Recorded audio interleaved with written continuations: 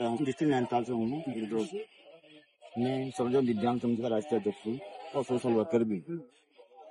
मैं सर्वप्रथम में आपसे कहना चाहता हूँ, आपके चैनल के माध्यम से आपका बहुत बहुत धन्यवाद। आपने एक दिव्यांग आज हम दिखा रहे हैं। आज का जो हमारा धरना था वो हमारा यही था कि अपने दिव्यांग की समस्या का समाधान हो।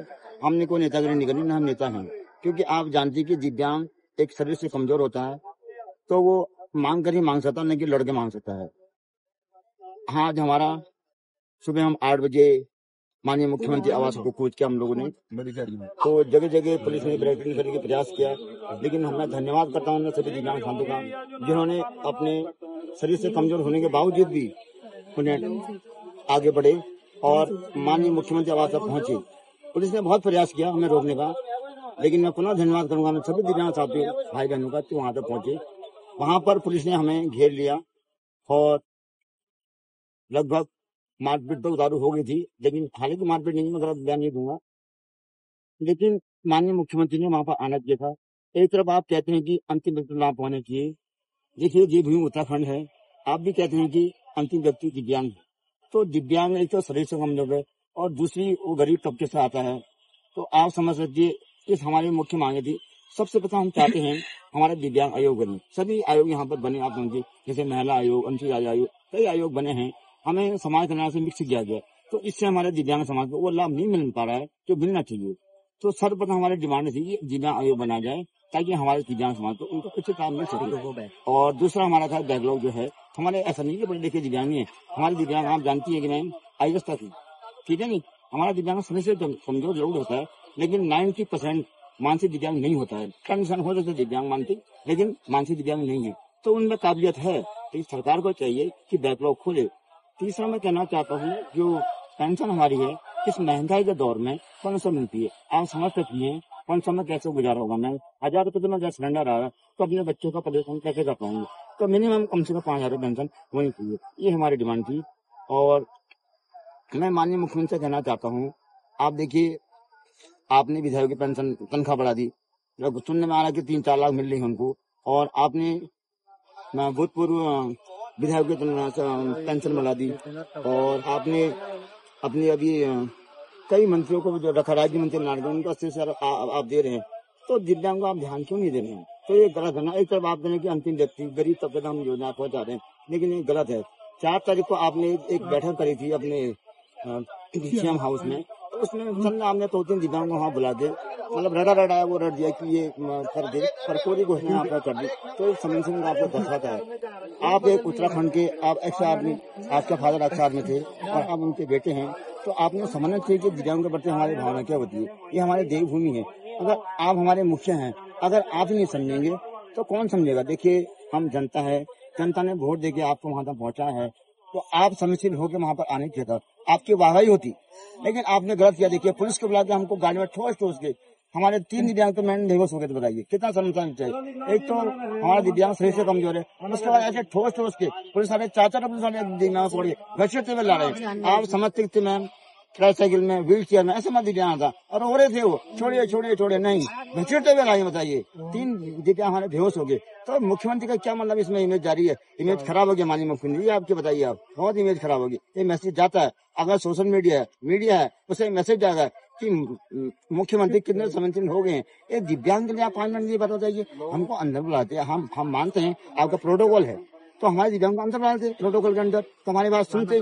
भैया पूरे तेरह जैसे लोग आए हैं मैम, 2-2 रात हम बस में बैठ के आए हैं और भूखे प्यासे यहाँ पर आए हैं, ठीक, हम समझ सकते जमात दर्द ना, तो माननीय मुख्यमंत्री क्यों समझ जमात दर्द बताइए आप, तो दिखाओ मत करिए माननीय मुख्यमंत्री। फिर मैं हाथ जोड़कर निवेदन करता हूँ, जो हमारी डिमांड है वो जायज है, उसको मानिए आप। ये मैसेज आपका गलत जाएगा, अभी भी समय है, आप हमें समय दीजिए मिलने का और आपसे हमें मिलिए, आप कौन हमारा चुनिए, तो तभी उत्तराखंड का भला होगा, नहीं तो मैम दिव्यांग की बददुआ भी लगेगी, क्योंकि हम बहुत पीड़ित हैं। ऐसा नहीं है कि हम शरीर से पीड़ित हैं, हम मानसिक तौर पर पीड़ित हो रहे हैं, क्योंकि जिसके पेट में भूख लगती है ना वही समझ सकता है ना मैम। आप तो गाड़ी में घूम रहे हैं, आपको सब मिल रहा है। देखिए उत्तराखंड हमने क्यों बनाया था, यहाँ पर रोजगार मिलेगा, शिक्षा मिलेगी, स्वास्थ्य मिलेगा। आप देख रहे हैं उत्तराखंड कहाँ जा रहा है, नशे की गर्द में जा रहा है, बेरोजगारी बढ़ रही है, आप जाए क्यों आ रही है, यही कारण है ना। ये देवभूमि है ना मैम, आप देवभूमि इन्होंने क्या कर दिया, नेताओं का राज बना दिया, अधिकारियों का राज बना दिया, जनता भुखमरी का कगार में। आप देखिए आप क्या कर रहे हैं, लोग खाली फोटोबाजी कर रहे हैं, तो कितना दुख होता है ना मैम।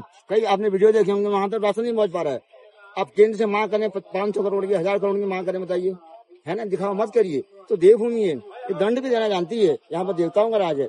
तो मैं आपके चैनल के माध्यम से कहता हूँ, माननीय मुख्यमंत्री जी, अभी ये समय है, आप हमारी बात सुनिए, आपको दुआएं मिलेगी। ये तो इसका बहुत ही गलत मैसेज जाएगा, तो आपके लिए बहुत नुकसान नहीं होगा आने वाले 2027 में।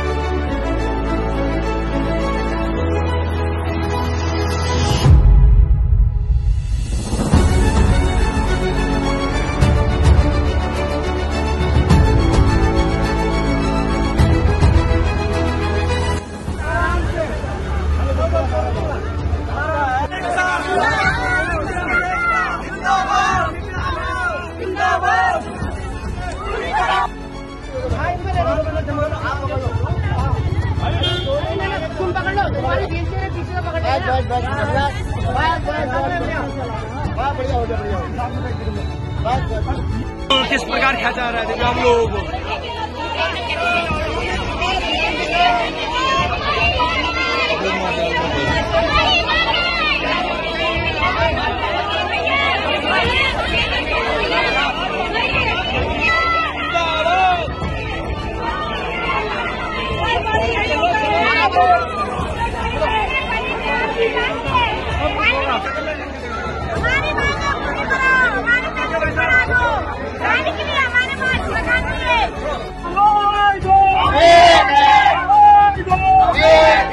हमारी मांगे पूरी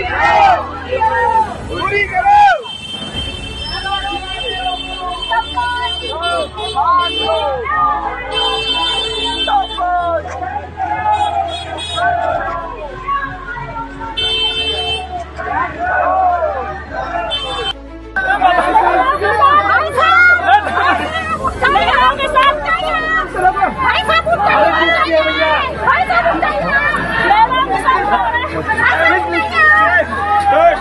आओ